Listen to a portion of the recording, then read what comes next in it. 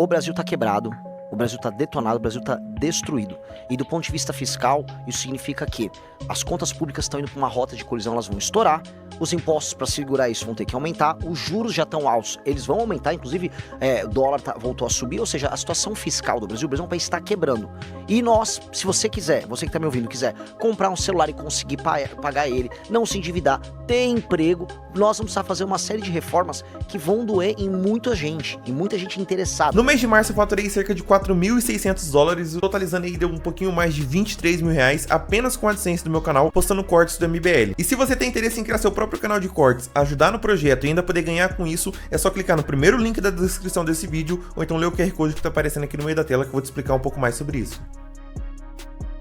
Hoje é dia de conversarmos com o Renan Santos, que é pré-candidato à presidência da República pelo partido Missão. Tudo bem, Renan? Bom dia. Tudo maravilhoso, bom dia aos espectadores, é um prazer estar aqui, na verdade uma honra, sempre bom vir à Band. Como que é ser candidato, pré-candidato à presidência da República numa eleição em que as pesquisas dizem o seguinte: só tem espaço para Lula e para Bolsonaro, no caso Flávio Bolsonaro. Você discorda dessa afirmação aí dos institutos de pesquisa e como que é entrar numa disputa com esse cenário, Renan? Na verdade, eu concordo com os institutos de pesquisa no sentido de que dá para derrotar os dois. A última pesquisa do Real Time Big Data mostra que 48% dos eleitores estão procurando alguém para além de Lula e Flávio Bolsonaro. E, inclusive, nesse setor, desses 48%, eu lidero com 26% da preferência. Na pesquisa Atlas, posso cravar, até o fim do mês eu devo vir com pelo menos 10%, 9 a 10%, deixando para trás os outros dois convidados aqui do programa, Ronaldo Caiado e Romeu Zema.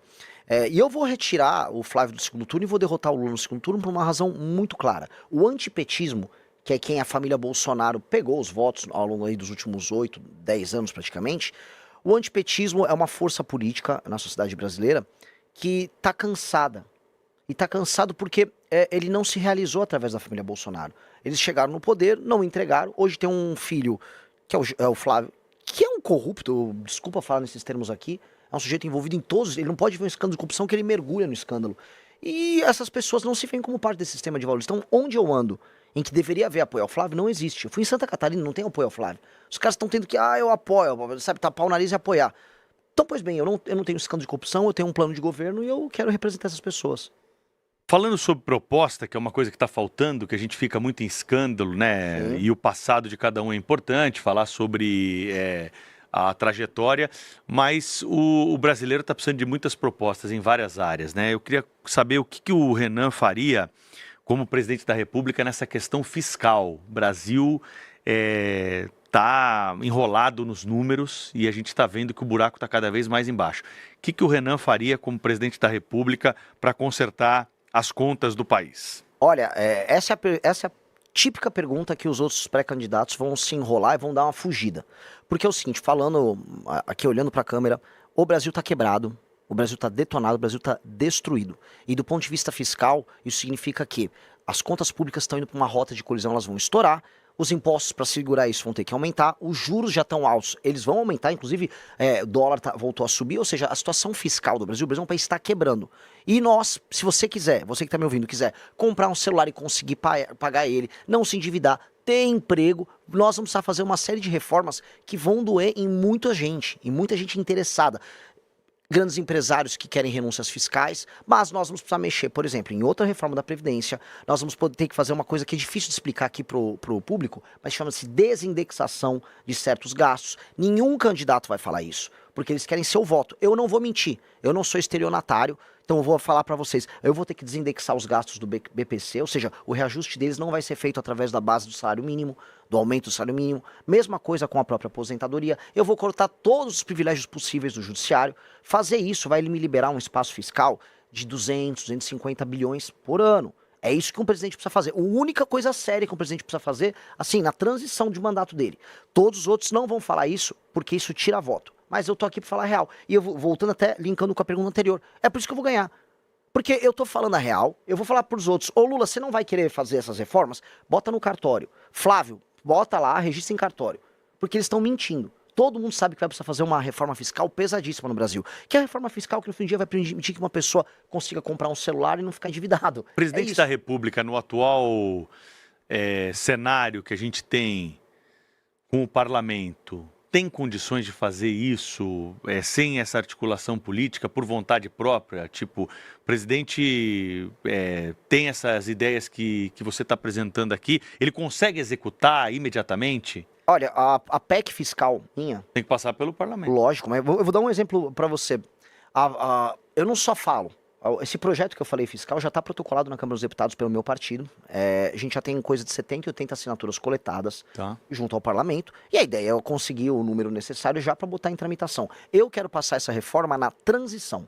É uma reforma que economiza 3,3 trilhões de reais em 10 anos. E aí a gente não vai ficar tendo que discutir todas as vezes nos programas políticos aqui a questão fiscal. É para a gente resolver de vez. E se eu venci, vamos colocar em perspectiva, se eu ganhei a eleição vindo de um partido que tem 6, 7 meses de idade, significa que eu fui um fenômeno eleitoral. Sendo um fenômeno eleitoral, o espírito do tempo no Congresso, ele vai estar sendo pautado por mim e por essa agenda. Então eu não terei tanta dificuldade, pelo menos no início. Depois, a gente sabe que o Congresso vai fazer o necessário para querer, né, me botar uma faca no meu pescoço para querer grana, que é isso que o Congresso quer. Só que aí eu tenho que trabalhar com relação de forças de uma maneira... Precisa mudar esse esquema das emendas na tua avaliação? Com certeza. E como faz para mudar isso? Tem que mudar o sistema político brasileiro. E o sistema político brasileiro parte da base. Eu não quero, assim, me estender que essa história é fascinante. Eu rodei o Brasil, rodei o Maranhão, rodei cidades do interior do Nordeste, cidades que nem sequer deveriam existir do ponto de vista institucional. São cidades que apenas vivem de receber dinheiro do governo federal. E como é que rola a vida política lá? A emenda do deputado vem... O prefeito, ele opera a emenda, desvia um dinheirinho para comprar voto na eleição. O outro, ele faz um show com o Wesley Safadão ou com algum cantor para poder, né, amealhar o apoio da população. Popularidade. O deputado ganha em cima disso. Nós vamos mudar todo esse sistema. A gente vai fundir as cidades pequenas. Nós precisamos, porque as cidades estão quebradas. E nós vamos fazer uma reforma, que eu chamo de lei de responsabilidade gerencial, que vai condicionar o recebimento das emendas por parte do município. E, inclusive, o fundo partidário e o fundo eleitoral para os partidos, mediante desempenhos de gestão. Então, se um prefeito ele tem um bom resultado em educação e saúde, ele ganha pontos. Esses pontos autorizam o município a ganhar emenda. Se ele não faz isso, ele não recebe emenda. E aí o município dele tem que se fundir com o município ao lado. E o partido dele tem o fundo partidário e o fundo eleitoral condicionado, veja só, ao desempenho dos prefeitos que estão filiados naquele partido. Portanto, quanto melhor for um prefeito, mais dinheiro o partido tem. Quanto pior o prefeito, menos dinheiro o partido tem. E menos emenda o deputado pode usar. Então a gente faz uma revolução mudando os sistemas de incentivo. Pelo seu cálculo, nós temos 5.000 municípios no Brasil. 5.570. Cairíamos para quanto, assim? Teria que cair para pelo menos, para a gente racionalizar, tem um estudo da Universidade Federal da Paraíba que vai nessa linha, para coisa de 2.300. Pela metade, quase. Porque a maior parte dos municípios... Agora é uma briga política imensa, né? Você vai lutar contra todo mundo, pô. Mas... E aí é PT, PL, MDB, Centrão, União Brasil, todo mundo tem prefeituras. Todo mundo tem prefeituras, mas todos sabem, eu inclusive fui agora na Marcha Nacional dos Prefeitos, que não tá dando para pagar essa conta. Sim, é uma irracionalidade. E tem um problema, o Centrão, ele é um carrapato. Esses políticos que você estava citando, eles são carrapatos. O carrapato, o máximo de consciência que ele tem é assim, ó, o boi não pode morrer. E o carrapato percebeu que o boi tá morrendo. Então pode reparar que em vários momentos da história recente do Brasil, chega um momento de colapso, aí eles participam das reformas. O governo Temer foi isso, aconteceu em alguma medida no governo Itamar Franco, no próprio FHC, até no governo do Collor teve. Então o carrapato, que são esses caras, já estão vendo, olha, a gente tá sugando demais. Vai ter que fazer alguma coisa pro bicho não morrer. Pois bem, o boi Brasil tá morrendo, ele morre em 2027. Então eles vão ter que participar de um conjunto de reformas. O que é minha pré-candidatura? É a versão mais radical dessas reformas. É a reforma mais agressiva para a gente resolver o Brasil. Se a pessoa quiser viver num país sério, vai ter que fazer essas reformas que eu estou falando. E eu vou ter que convencer as pessoas e os políticos. Mais ou menos o que o Milei está fazendo na Argentina. Exatamente. Porque, assim, o Milei alertou, o Milei fez mais ou menos o que eu tô fazendo aqui. Ele foi na televisão, foi nas rádios e avisou, a Argentina tá quebrada. Eu tô lembrando, por isso que fiz a pergunta aqui. E ele falou, a Argentina tá quebrada, não vai dar pra a Argentina ficar assim. Galera, vamos acordar. Aí os argentinos, é verdade, a gente tá quebrado mesmo. Porque existe uma coisa que é a normalização do absurdo. A Argentina tinha normalizado o absurdo e todo mundo ficava pobre, fazendo racionamento, inflação lá no alto. E eles, não, mas a vida é assim. A vida não é assim. O Milei falou, você não precisa viver assim. Igual a gente vivia antes do Plano Real. O ser humano é um ser incrivelmente adaptável. A gente se adapta ao absurdo. De repente veio o Plano Real, a gente falou, poxa, dá pra viver sem tanta inflação. Mesma coisa que eu tô falando aqui. Dá pra você comprar um celular, e eu falei assim, minhas ambições são muito grandes e ao mesmo tempo são muito simples. Sabe qual é o sonho de um Brasil perfeito no meu primeiro ano? Você conseguir comprar um celular, Você não se endividar para comprar um celular, e aí você vai andar na rua e ninguém vai roubar ele. Se você conseguir cumprir esse ciclo de comprar um celular sem se endividar e conseguir ir na rua e ninguém te roubar, nossa, já foi uma revolução. Renan Santos, pré-candidato à presidência da República pelo Partido Missão, está concedendo uma entrevista ao vivo aqui à Bandeirantes, transmissão também pelo Band News TV, ao vivo no Jornal Gente. INSS, pergunta que chega todos os dias aqui para a emissora, de pessoas que estão na fila, que tem gente que ainda não conseguiu ainda reaver aqueles valores descontados indevidamente. Como reduzir a fila do INSS, Renan? De maneira clara, nós precisamos, assim, a fila em si, você tem que ter automações e você tem que tirar fraudes. A gente tem uma indústria da fraude que acaba tomando muito tempo na operacional. E hoje você não conseguiu colocar de maneira, vamos dizer, a contento, tanto o machine learning quanto as automações para você conseguir andar mais rápido com os processos.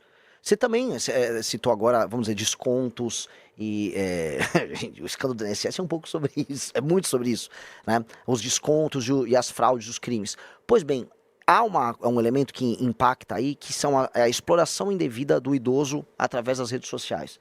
O escândalo do INSS, em grande medida, envolve pessoas idosas que recebem ligações e que recebem mensagens e que acabam caindo em fraudes e elas não sabem, não têm a matemática financeira, o básico do entendimento do que eu contraí um empréstimo, tô te dando 10 mil reais, só que eu vou te descontar com juros, sei lá, de 6% ao mês, como houve alguns casos. Essas pessoas não conseguem se defender desses casos. Tem que ter uma legislação muito dura contra a fraude e contra idosos. A maior parte das fraudes que estão acontecendo, não só no Brasil, tá? Tem um artigo nos Estados Unidos muito interessante sobre isso, são sobre idosos, porque os idosos hoje, no mundo todo, eles congregam muito dinheiro, tem muita gente recebendo aposentadoria e tem patrimônio e não sabem usar a internet, e aí as fraudes são focadas nos idosos. Então tem que atacar muito fraude nos idosos, assim, tem que prender e ter uma legislação muito dura, e o resto é enfiar automações e, do ponto de vista da gestão pública, automação e trabalho, vamos dizer, de digitalização para tirar as filas. Política externa, o Brasil tem que atuar de que forma em relação aos Estados Unidos, essas tarifas que são anunciadas, agora tem essa notícia do fim de semana que nós abordamos mais cedo aqui, do veto à carne brasileira pela União Europeia. Tem que ser uma política mais agressiva, o Brasil tem que se posicionar, ou na tua avaliação nós precisamos dançar conforme a música porque não somos tão fortes quanto outras economias mundiais? Ela respondeu para mim. Infelizmente, por mais que muita gente... O Lula fica vendendo essa história de soberania. Não tem soberania nenhuma. O Brasil depende da China para ter grana, vendendo soja e minério de ferro. A situação humilhante que o Brasil tem com relação à China.